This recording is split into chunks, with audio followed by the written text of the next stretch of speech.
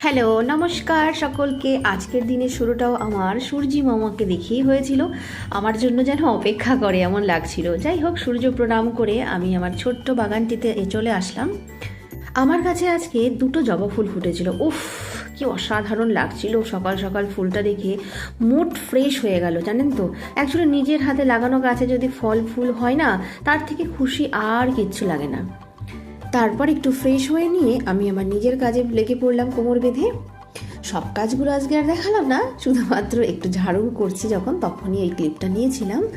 ঝাড়ু দেওয়া শেষ হয়ে গেলে তারপর তো আমার আরও অনেক কাজ রয়েছে, আমি সেই কাজের দিকে গেলাম। প্রথমে আমি 1 কাপ গরম গরম ধোয়া ওঠা চা বানিয়ে নিলাম।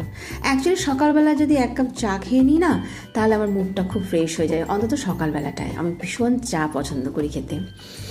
তারপর আমি ছেলের টিফিন বানাতে গেলাম। আজকে ওকে পেঁয়াজ শাক ভাজা আর একটু শিম সিদ্ধ আলু সিদ্ধ দিয়ে ভাত মাখিয়ে খাইয়ে দিয়েছিলাম।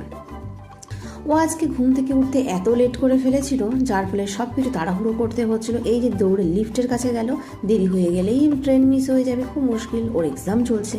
যাই হোক, আপাতত এতটুকুই। ধন্যবাদ ভিডিওটি দেখার জন্য। Bye bye.